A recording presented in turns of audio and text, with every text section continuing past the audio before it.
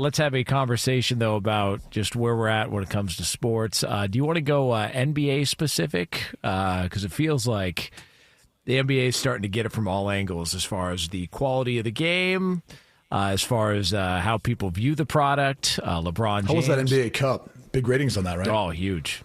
Big time. I actually think it was the second highest rated game of the entire season, I believe. I guess. In fact, it was such a big deal that I think the Bucks won. I'm assuming the Bucks won. They didn't even attend the after party. That's how big of a deal it was. So, great idea. The Bucks did win. Yeah, and they didn't attend the after party. So, and Giannis got MVP. Hey, that'll get them. They're back. That'll get them. They're back. Joe Mazzulla, the head coach of the Celtics, was asked about the problem with the NBA and just gave a brutally honest thought as to how he feels about the league. In the NFL, people aren't like, I want to see less scoring. They're not going to make the end zone smaller. They're not going to make the field smaller. So, scoring is up across in other sports. And I guess my question would be is why in basketball is scoring up being an issue as opposed to other sports? Does anybody want to watch a football game and see less touchdowns? There's been a lot of discussion around NBA ratings and ratings being down. What are the reasons for that? Is it the product? Is it the messaging? Is it other things? Do you have any thoughts on that? Is it a conversation you pay attention to at all? And do you have any thoughts on maybe how the game is discussed or sold that maybe is contributing to it? No, I add to that. I don't watch NBA games, so I'm just as much the problem as anyone else is. Is there a reason for that? I don't like watching the games. Dang. That's amazing, dude. Joe Mazzulla is my favorite coach for a bunch of reasons. I think probably most for his honesty, but I love the fact that in one instance, he points out how it's a bit ridiculous that ratings are down even though scoring's up, et cetera, and that's what they're drawing a conclusion to. But in the other instance, just being like, oh yeah, I don't watch either. I think it's awful. But look, he's watching game tape. It's going to be different than him just sitting down casually watching a game. It's funny. Rick Pitino brought up that offensive scoring it's been up, but the skill of the players is so much better than it's ever been because of the training, etc. So his thing was bring back the hand checking, bring back more physicality to the game because otherwise it's becoming extremely difficult for defenses or for defense to really be as big of a proponent of the game, where more often than not, team that makes more threes is going to win because everyone's shooting a bunch of threes now. And that's kind of how the game's played. And I'm with them. I would love to see the physicality come back with hand checking and just allowing these guys to be able to not feel like any little ticky-tack foul. We've also gone through an era where flopping's become a thing, and they've had to find players for flopping. That never used to be a thing back in the day. Maybe some guys would try to act a little bit.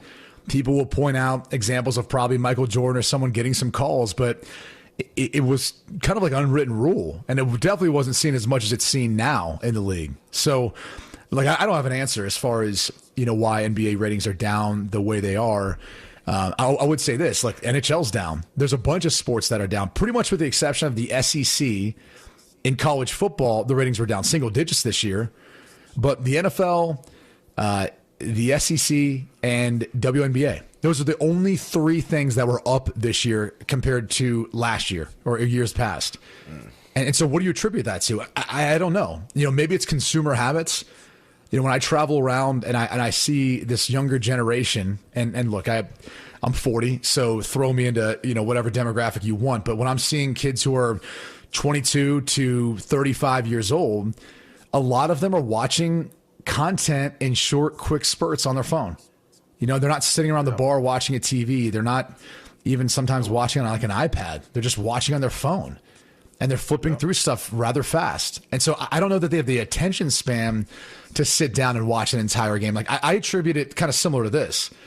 You guys remember back in the day where you had a cassette tape or a CD, when those first came out? Yeah. You sat and listened to the entire album. When you were a fan of an artist, you listened to it from that intro to the outro, everything in between, and the story or whatever they were trying to communicate or the story they're trying to tell you. And that's how I grew up. That's how we all grew up, right? And to your point, if a band or an album came out and there was one great song on it, you would buy the whole album just for that song. Just for that song. Just for that. But the general point is we used to actually, that's how we went through an album. That's how we got to know an artist. That's how we were able to conceptualize and like soak that all in. And so for us to watch an entire game and to see the whole story start to finish, that was common. That's like that's the only thing we knew. And then it's like, well, then Cliff Notes starts coming out, right? Oh, you don't have to read the entire book, just get the Cliff Notes. And then you start being able to just either buy the single. Now they're making, CDs that aren't even the entire album, just that one song that you really like for $3 as opposed to buying the album for 12 or 14, whatever it is. And then we obviously went to MP3s, et cetera. Long. Well, those exactly. songs are 2 minutes long. And everything the got intros shorter to and a all song that. used to be 2 minutes long. You know what I mean? They used to warm you up for the song, man. But so I kind of feel like what you're talking about with the NBA applies to the NFL too, though. I would like to see the physicality of the NFL come back. Honestly, like. I really do. I think that there's too much ticky-tacking going on, too much management and legislating of physicality out of the game. At some point, you got to drop your sack and say, listen, man, it's a full contact sport. And while we'll legislate it maybe at younger ages or make sure that we're looking at it in terms of, listen, youth league, I get it. High school, I get it. You're going to have some of the different rules. The kid's brain is still developing, this, that, and the other. I get it. But once you hit college, let them hit. Once you hit pros, let them play the game the way the game. Now, I'm not saying do no clotheslining or head slapping or anything like that, but I'm just saying let these dudes hit, man, and let quarterbacks make hitting quarterbacks great again, man. Like, make it great again. That's all I'm saying, man. Like they should be allowed to be hit. It's messed they up, should be. man. They should be allowed to be hit, man. That's all I'm saying. They should be allowed to be hit. So I feel the same way about the NFL that I do about the NBA. Like, well, the problem with that is quarterback play isn't good enough across the board to then be able to say, let's just take these guys out and then see what's next. I mean, that's the reality. It kills the entire product. You know what I'm saying? Like, you bringing back hand checking is not going to take out your all-star players. Like, Giannis Antetokounmpo isn't all of a sudden gonna be like, yeah, I can't play anymore. I'm getting hand checked. Well, I think it's also if you're the NBA, if you're the NBA, take the L and stop trying to compete head-to-head against the NFL. Move your season back. Stop. You're never going to win this battle. You're going to lose over and over and over again. Nobody cares that you start your season in October. Literally, nobody cares. You've got baseball going on. You've got the playoffs. You've got football, college football.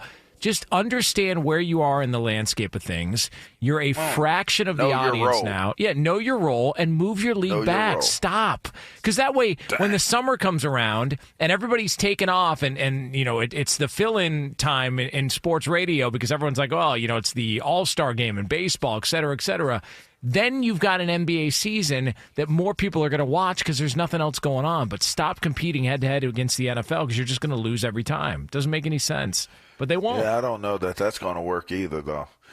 Maybe they should play less games, Maybe they should create it where there's less games. But think about it. They just signed an 11-year, $77 billion? Is that what it is?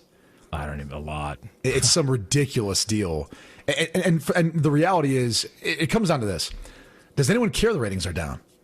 Like, if advertisers don't care and the networks don't really care and they're able to keep doing what you're doing. Oh, yeah, because they need content. I mean, the truth is like the alternative is so they don't pay for, media rights and these networks, in particular, like your broadcast networks, ABC and NBC and all that, Fox, they have to come up with like shows or other content, right, to put on the air. They have to put something on. And is that going to draw more than your average NBA game? That's going to get, I don't know, 1 million viewers, something like that. So that's what they're up against. Like they're trying to figure out this model as you've got a younger demographic who's cord cutting / watching highlights only as opposed to the entirety of a game. Plus, you're dealing with less of an attention span. So like the way to me like these games are set up is like, all right, well, how do we increase the pace of them? Well, look at baseball. They put in a pitch clock. It helps. But I don't know how much that's driven ratings, more so than, hey, let's get to the postseason and hope that the Yankees and Dodgers can square off in the World Series. Boom, it happens. Ratings are up. Like, outside of those big brands, those big storylines, I'm not really sure how you accomplish that. But I guess they have to get guys like Ant-Man and Ja Morant. You got to get a couple more guys that are exciting guys to watch, that move the needle, that are good interviews, and you got to lean into them. You got to get behind them, and you got to lean into them. You got to move. Listen, I think he's one of the greatest ever. You got to move on from the whole LeBron James storyline. You got to get behind the exciting players that are playing. That's what they did when we were growing up. I don't recall all the other teams that were out there. I recall the best players because they were always highlighted. I can recall every single Sunday it was must-see TV to watch the Bulls play because of Michael Jordan. They leaned into it. Like, dovetail off of that. But it doesn't seem like they have put behind, like they don't lean into guys the way that they did in the old Stern-led NBA. Yes, 'cause they're good at 8 different teams now.